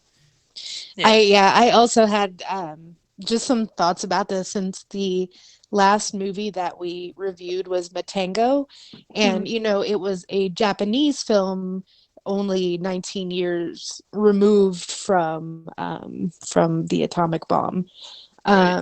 So they had while they were saying, Americanization is making people spoiled, it's bad. This movie is it's not really showed as bad or good. I mean, you don't really get any negatives of, her dress is very Americanized. They're shown as kind of more of a Western sensibility couple. They adopt the kid at the end, without hesitation. So in this one, as opposed to Matango, it's like Americanization really isn't all that bad. Yeah, It's just a very different perspective because it's a different country, a different time. I just thought it was very interesting. Like the last time we talked about it was like, they're talking about how Westernization is destroying their society. Yeah, and that was Japanese versus more North Korean, which I wonder if or South Korean. I wonder. Yes, very different relationship with the for US. sure. So this may be stretching it, but do you think Squirrel might represent the United States, like a young country that's being kind of adopted? Maybe I didn't think about it that way. That's a pretty good. I like it. I like South it. Koreans, America's right? values. Yeah, that I totally see that. Yeah, I like it. There's one more theme of this. Apparently, we all know it presents a patriarchal view of marriage and social structures. Oh yeah, we all saw that. This is shown when the gamblers stake one of their wives on their bravery. At the same time, Oh is presented as a masculine role model because his ability to rescue and protect his bride-to-be, which he does not do. I want to state that. He does not. He does not protect her. He does not rescue her. He does not protect her. He parachutes last minute. He half rescues her because he does parachute down to where she is, but she still jumps from the monster's hand onto his parachute. He doesn't swoop in and grab her. Yeah, he swoops in and then it's like, all right, jump onto my parachute. Which is very situational. He got very lucky that he got anywhere near. And I feel like the whole time he kept saying oh, don't worry about it. I'm gonna be back for our wedding. Not taking her very seriously the whole time. Yeah, I mean, in those notes, I would point to those things too as being kind of a patriarchal, masculine. But we had Squirrel. That they gave us fucking Squirrel. And was the best part of this movie. Squirrel wasn't misogynist or anything. He was just like, these adults need to get their shit together. Yeah, I'm a kid. He was ageist. He was, but he had a point because he's like, why do they even need to decide? I'm just gonna take action. So he climbs the monster and starts destroying him from the inside. Nobody else had to do that. Start stabbing. Everyone else is like, oh, we have to, fight it with all these weapons and stuff. He just took on a very hands-on approach with no hesitation. I like the whole scene where he was in the hand with the monster with the bride with Ani, and she was like, oh no, everything's going wrong and all, I don't know, whatever. And he was like, these adults, they just gotta get over it and do something about it. I can't remember what he said, but he's munching his apples. Yeah, and you want an apple? You gotta go through life. He's just Imagine an army of squirrels. I know, Ooh, he's man, just that would be experienced a lot. unstoppable, man. Unhinged. He had to go through a lot at a very young age. But yeah, that's all I had. Does anybody else have anything? Is there anything else? Not think involving. that's all I have Just as my well. thoughts. Yeah, for production. So we can get into final thoughts. Final thoughts, maybe. Starfish, did you have any more production? No, I mean, I was gonna potentially talk about like our use of napalm specifically in South Asian countries, but I think we can do final thoughts. It didn't become legal till like what? I think it was during the Vietnam War, at least after, right?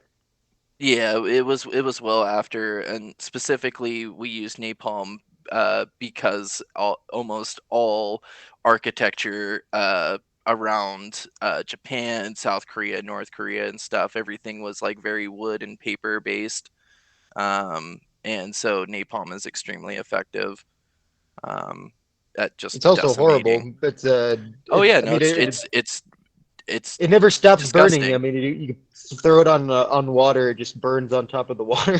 Yep. Yeah, You can't like wash it off. That's why it became illegal, is because it especially its use on civilians.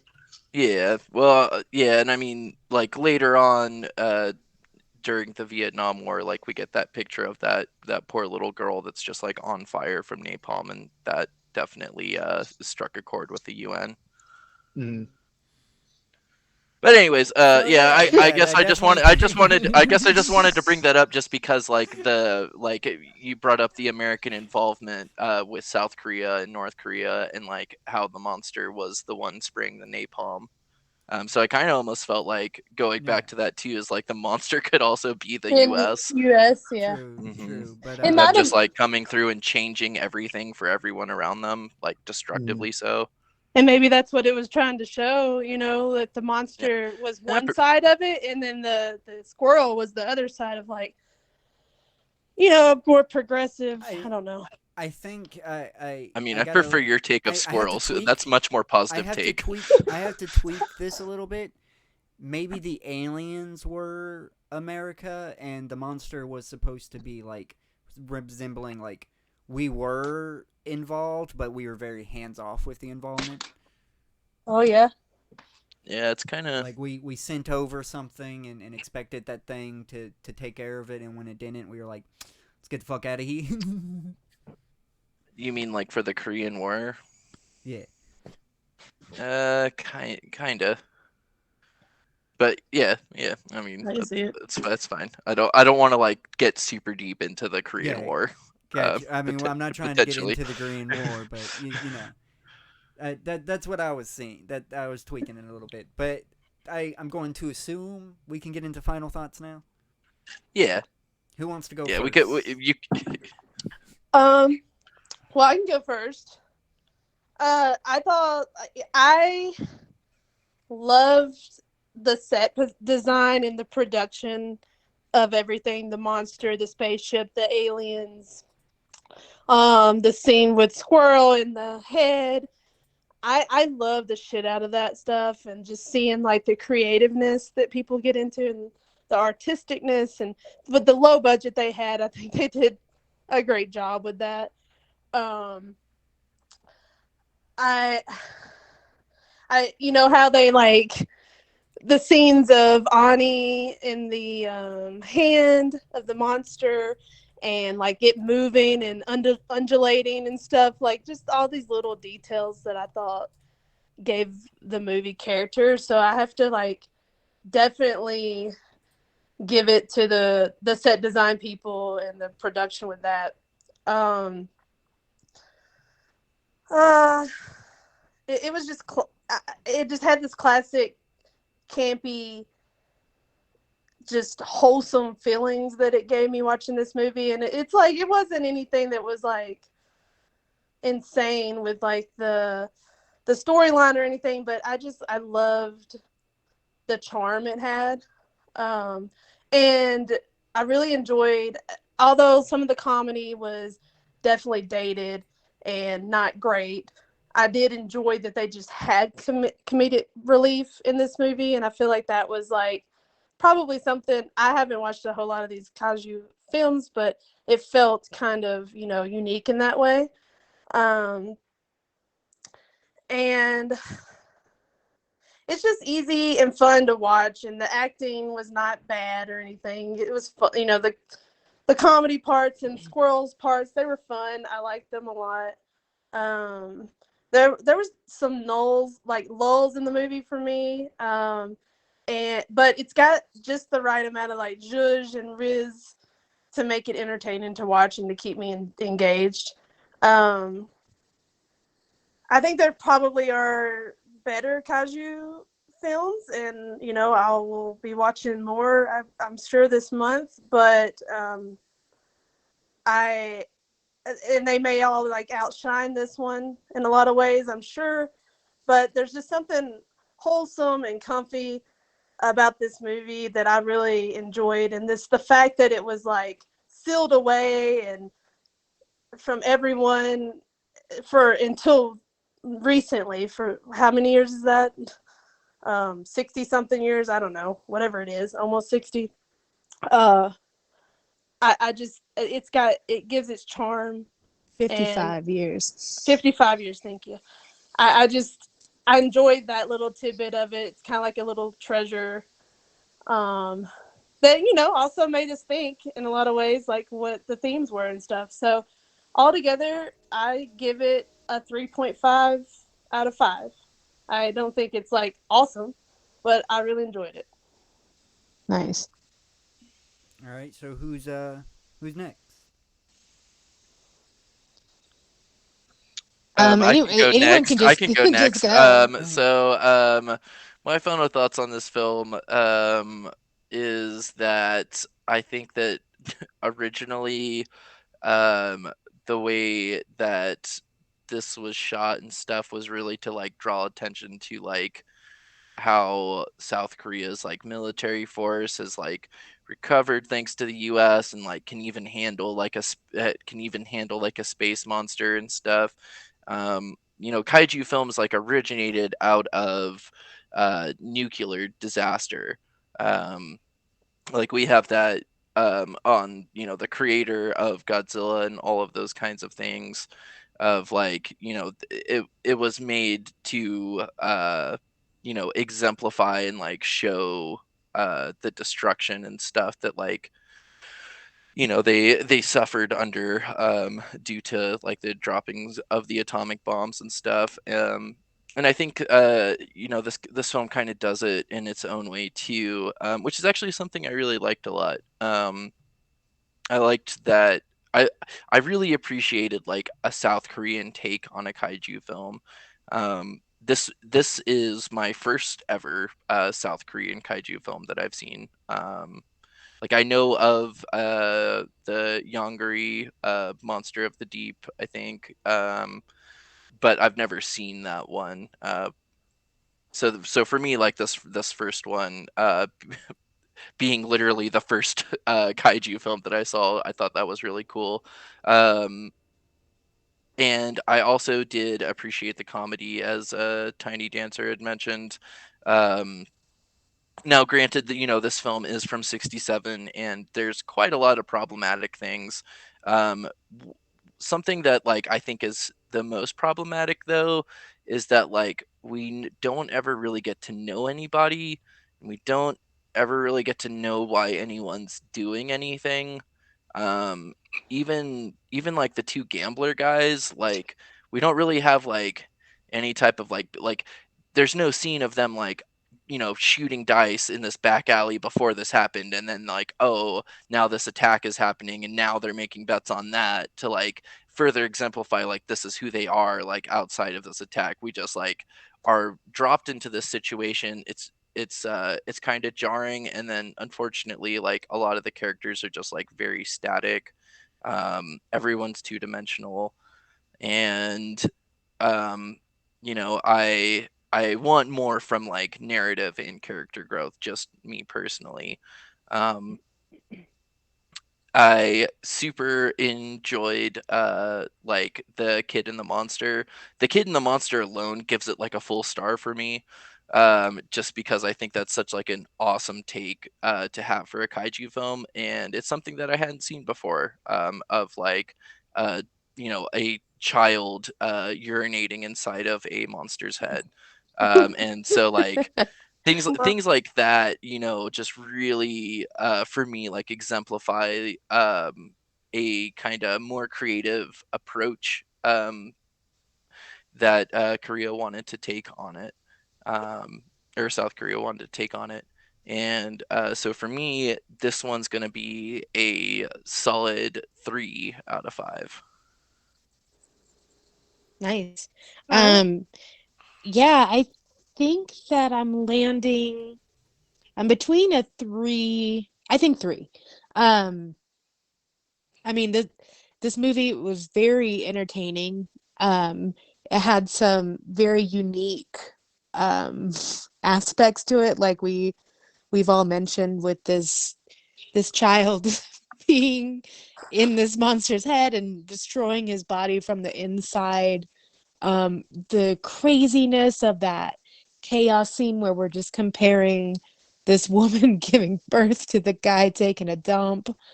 I can not ever seen that in a movie, not just a kaiju movie, but just really any movie. I've never seen that. Um, the monster design for me was not the strongest. Even for the time, there was cooler things. I'm not gonna be super harsh just because I know, their budget couldn't have been high. Just the state the country was in at the time, they're not gonna have a ton of money to spend on this movie. That being said, I mean, I think I haven't seen the Yongari movie, but I have seen stills of it, and that monster looks better. Um, so it was definitely possible for it to look better. I think the monster was pretty stiff. The design wasn't the best on him. I mean, he was fun, but he wasn't really that special, I don't think. There was a lot of issues with like the sound levels and things like that. Again, I'm not gonna be too harsh on it just because we don't know what this film went through. It's kind of crazy that we're finally getting to see it after 55 years, and that the whole film, well, at least most of it is intact, and a lot of it looks really good and really clean still. So, not gonna knock too much off of it, but I do like I like talking about it, of just bringing up these themes and kind of comparing it to other movies we've done, specifically kaiju movies, and that kind of seeing where countries were at in their relationship with the US and just at the time in general. I think that's a really interesting conversation. Um, I definitely liked to see the themes and what they were kind of thinking at the time about, America and westernization. It's just very interesting point of history to kind of see through a modern lens. Um, I really liked that dress that she was wearing. It was dope. Um, but all that being said, there were definitely parts where I was kind of bored, and this is not a very long movie. It's um, I think the 80 runtime was minutes like, or 83. yeah, it wasn't super long, but Yeah, I could 83. definitely feel it dragging at some points. But then it would get picked right back up when we'd get to like a squirrel scene or something like that. Some of the Abbott and Costello bits kind of like they were dragging for me a little bit. I didn't like the subject matter of the wife one, but I was still laughing. So, it made me laugh. It did what it was supposed to, even though I was kind of like, this subject is awful. But that being said, I'm glad we didn't get more of them in the movie. They definitely would have overstayed their welcome, Yeah, in my definitely. in my opinion. Definitely agree I with was that. definitely more invested in what Squirrel was doing and what On-hee's mother was doing, because she was like helping the woman deliver the baby, and I kind of wanted to see more of that, and I wanted to see what happened to her. But yeah, I think people should definitely watch this movie. It's real wild. It's very unique. When it could have just been another, cookie cutter kaiju movie, but it wasn't. So I'm giving it a 3. All right, Spood, you wanna Nice. give your final thoughts? I want to go last. Sure. Yeah. Pretty much on the same page. I'd say the 3.5. I definitely enjoyed the personality of the movie. I agreed that I definitely got sick of the Abbott and Costello guys pretty quick. No, there was nothing like I wasn't even though again with the subject matter was uncomfortable. I wasn't like super offended because they played it so clownishly. So there was never a point when I was thinking like, oh shit, where's this going? But yeah, the suit definitely. I definitely agree. It probably could have been done better, probably just with more time. I don't know. We could say budget, but I don't know. Like a lot of even some of the older stuff that Guar made on their super low budget, still Needed more imagination. fantastical. Yeah, need a little bit more imagination with it, and a little bit more going on, like more things on the head. Like the head was actually not bad. That was the most interesting, but the rest of it was just kind of a rubber suit. I mean, it was just a turd. Yeah, it was just a turd with a warthoggy head that has a vagina that shoots napalm. Is what I saw. Which, I mean, when you say it like that, it sounds really cool. Yeah, but it should be cooler if there's a little bit more going on, maybe with the body. Yeah, a little bit more detail. With even some lines. Just do some lines, some more lumps. I agree. The body's very stiff and plain.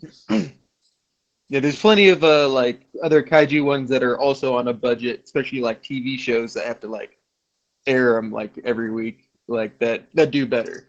So, but I mean, it's very experimental. I mean, especially for I don't know how startup the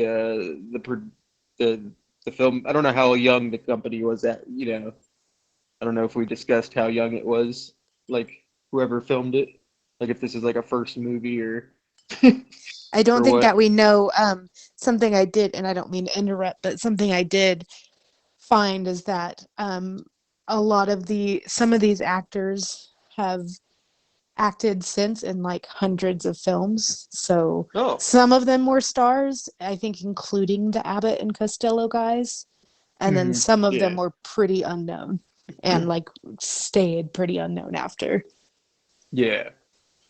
But I do appreciate the aesthetic. I appreciate the wildness. I mean, Squirrel definitely is the goat, as the kids say today, or AKA Spider, Nice. according to some, I guess, apparently some summaries of the film. I mean, just for the history, it gets that 0.5. But yeah, it's definitely not on my top kaiju films for sure. I mean, Yongary, I would say also is probably a little bit more visually interesting, though. I wouldn't say by much. Honestly, there's probably a little bit more that this does that honestly, I'll say this movie is a little bit more interesting than Yongary, because Yongary's a little bit boring. Honestly. That would be a good Yeah, I mean, some segue into kaiju my is- final thoughts. Mm-hmm. Yeah. So, Alright. except for the ending, the Yongary had a better death scene. Nice. of the kaiju. It was very unnecessarily realistic and gross. So before I get into But, my that's final Yongary. thoughts, did you have anything, Starfish, that you wanted to add? Yes, but I'll add it after your thoughts. All Oh right, wait, so- I want something that I did want to get into before. I forgot. I actually had a window fucking open so I could. Oh, and I'd say that there's a lot of I do want to discuss. There's a lot of mentions of King Kong. Though I'd say this film I feel like is more inspired by Gojira, and so it's understandable for the time. It's actually I didn't know. I actually looked this up and found out because I wanted to know when this stopped happening. But apparently, the law is still in effect where all Japanese references in South Korean media is to be censored. Wow. Yeah, it shows. Yeah. That's awesome. Okay. There was even a case in 2011 where Japanese music was playing on broadcast, and then they they uh Had to cut it off. they sued. Yeah, they had to cut off and I guess send a fine to the radio station. So 2014, a Korean band did use a Japanese word "pika pika" in its lyrics, and they actually let that one slide. So it's getting a little Progress. bit better.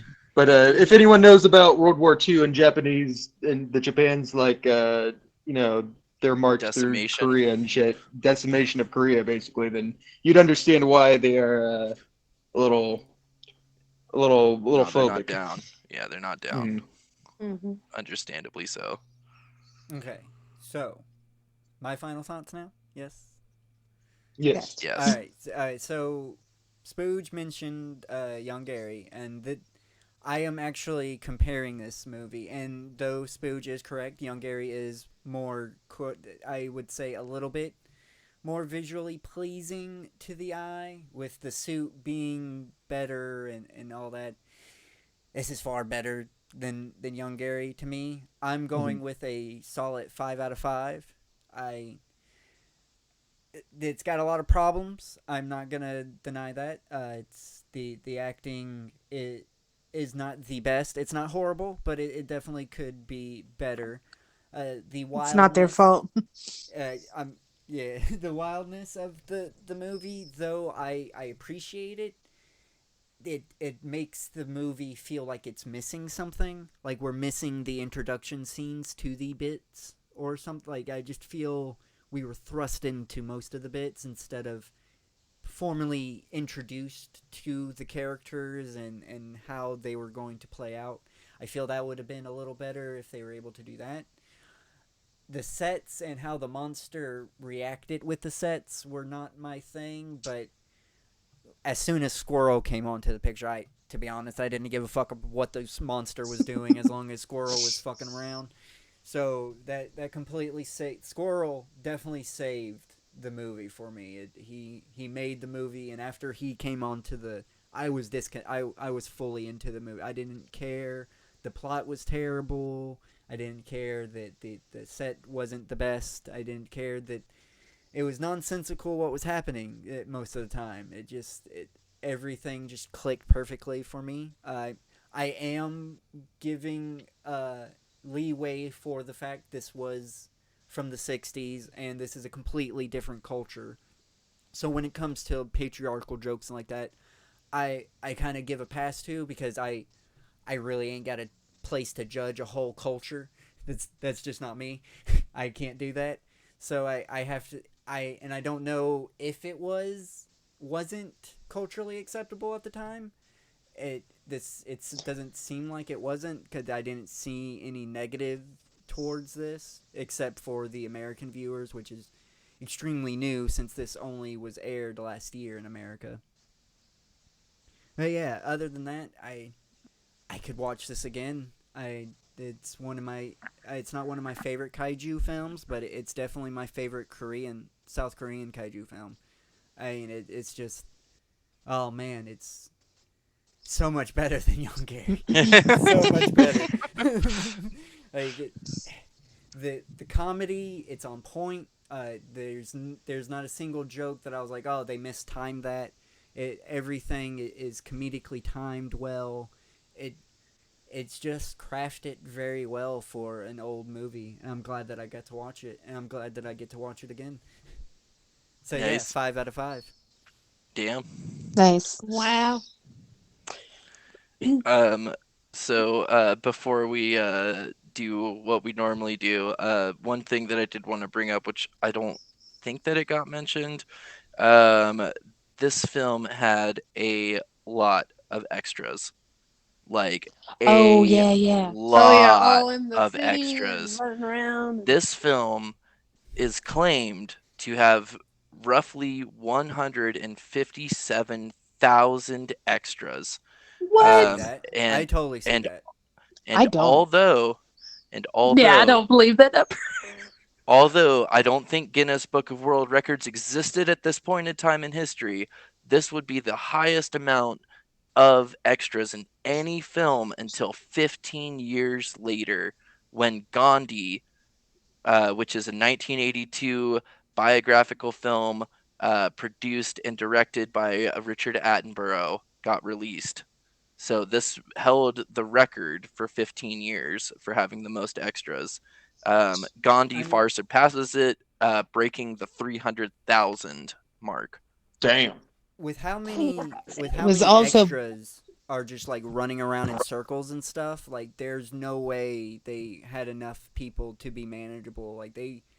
I can totally see them having such a big number that like complete and utter chaos broke out at points in time.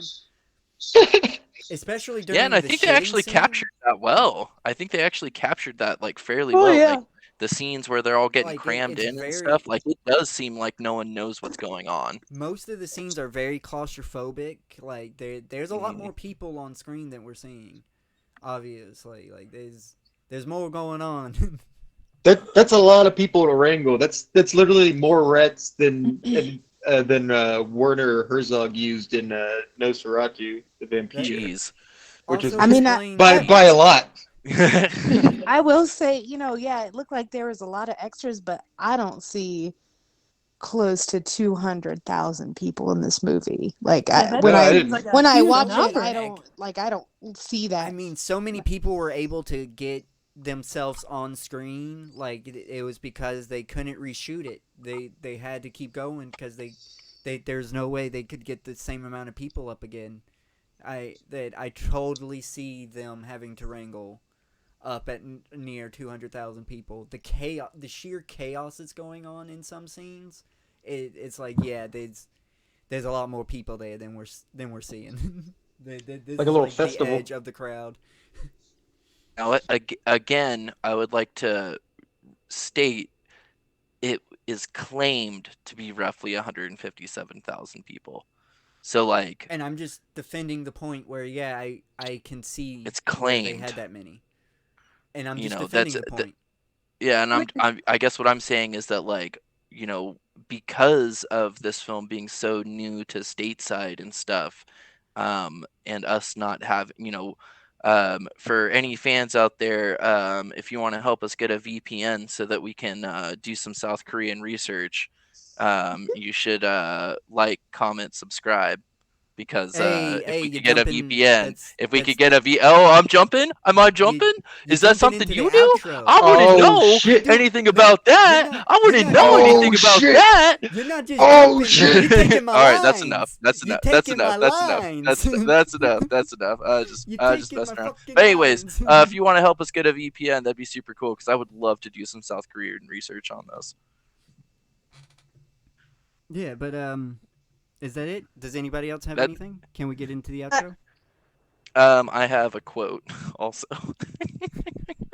I think Tiny Dancer wanted to say something. Yeah, I think so too. I was just thinking like that there was a lot of like diss on the monsters or the actual costuming and stuff, and I think it was like it was bad, but all of that is why I think I loved it. So Oh I would yeah, just say that had a that charm. it added so much charm to it for me. But yeah, that was it. That's all I really had to say. But it was definitely not great, and definitely have done better, I'm sure, in other They need to put- films. They need to put that kaiju in the next like Godzilla game. I want to see. I want to see. Fuck, I forgot its name. Wangmagwi. Wangmagwi. Wangmagwi. Fuck. Wangmagwi. Yeah. There you go. Yeah, that'd be great. Godzilla versus Wangmagwi. Yeah, I want to see that. Yeah, that'd be sick.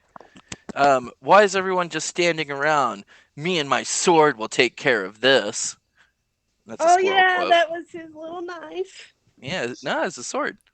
Yeah. That wasn't supposed to be your outro quote, was it? Because we're not in the outro yet. Okay. Yes, Oh, I Now thought we we are. were. that is my quote. I started it. Now we are. Well, Premature. okay. Oh, I wonder where that came from. This is what happens when you step on my lines. Oh, is it? All right, so I'm going to assume Oh, we shit. can get into the outro. Do it. All Do right, it. thank Do you. it. All right, outro time. If you've been listening this long, thank you so much. Please like, comment, and share the video around. Subscribe to the channel and turn on notifications. Do y'all have a sign off? When in doubt, pee in the monster's head. So poop it out. That's a good one too. When in doubt, poop it out, and you'll poop out a Mangwagwi because he's a poop. Uh-oh. Scooch. All right. My headphones cut out. Sorry. All we heard from you was "uh-oh," Spooge, then silence. He's pooping in the corner. Yeah, I'm pooping in the corner. That's my outro. Trademarked. I see him over there. All right. And go hell Henry Sobrowskis, you motherfuckers. This will be a bye-bye. Goodbye. Bye. See you next time.